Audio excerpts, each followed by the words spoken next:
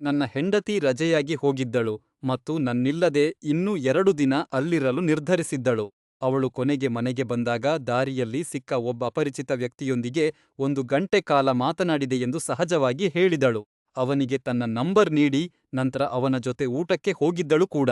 ಇದು ಸಂಬಂಧದ ಮಿತಿಗಳನ್ನು ಮೀರುವ ಕೆಲಸ ಎಂದು ನಾನು ಹೇಳಿದಾಗ ಅವಳು ಕ್ಷಮೆಯಾಚಿಸಲಿಲ್ಲ. ಬದಲಾಗಿ ನಾನು ಅತಿಯಾದ ಅಸೂಯೆ ಪಡುತ್ತಿದ್ದೇನೆ ಎಂದು ಹೇಳಿದಳು.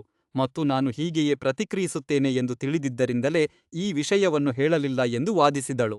ಅವಳು ಮದುವೆಯಾಗಿರುವುದಾಗಿ ಅವನಿಗೆ ಹೇಳಿದ್ದರಿಂದ ಮತ್ತು ಆ ವ್ಯಕ್ತಿಯ ನಡವಳಿಕೆಗಳು ಗೇ ಆಗಿದ್ದರಿಂದ ಇದು ಸಂಪೂರ್ಣವಾಗಿ ನಿಷ್ಕಲ್ಮಷವಾಗಿದೆ ಎಂದು ಅವಳು ಪ್ರತಿಪಾದಿಸಿದಳು. ನನಗೆ ನನ್ನ ಮನಸ್ಸಿನ ಸಮತೋಲನ ತಪ್ಪಿದಂತಾಯಿತು. 1 ವಾರ ನಾವು ಮಾತನಾಡಲಿಲ್ಲ. ನಾನು ಬೇಸರಗೊಂಡಿದ್ದಕ್ಕೆ ಅವಳು ನನ್ನನ್ನೇ ವಿಲನ್ ಆಗಿ ಚಿತ್ರಿಸಿದಳು.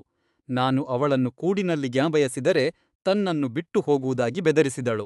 ಕೊನೆಗೆ ನಾನು ಅವಳ ಫೋನ್ ನೋಡಲು ಕೇಳಿದೆ.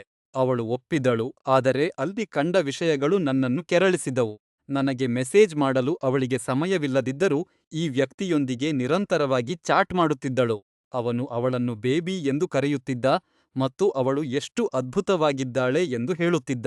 ಸ್ನೇಹಿತರು ಹೀಗೆಯೇ ಮಾತನಾಡುತ್ತಾರೆ ಎಂದು ಅವಳು ಪಟ್ಟು ಹಿಡಿದಳು. ಸಹಿಸಿಕೊಳ್ಳಲಾಗದ ಘಟ್ಟ ಬಂದಿದ್ದು ಯಾವಾಗ ಎಂದರೆ, ಕೆಲವು ದಿನಗಳ ನಂತರ ಅವನು ಅವಳಿಗೆ ಸೆಕ್ಸಿ ಲೇಡಿ ಎಂದು ಮೆಸೇಜ್ ಮಾಡಿದ್ದನ್ನು ಕಂಡಾಗ.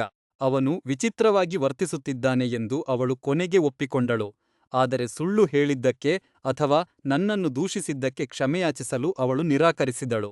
ಇಲ್ಲಿ ಅತ್ಯಂತ ಕೆಟ್ಟ ವಿಷಯ ಆ ವ್ಯಕ್ತಿಯಲ್ಲ, ಬದಲಾಗಿ ತಾನು ಮಾಡಿದ್ದು ತಪ್ಪು ಎಂದು ಒಪ್ಪಿಕೊಳ್ಳುವ ಬದಲು ನಮ್ಮ ಮದುವೆಯನ್ನು ಕೊನೆಗೊಳಿಸುವುದಾಗಿ ಬೆದರಿಸಿದ್ದು.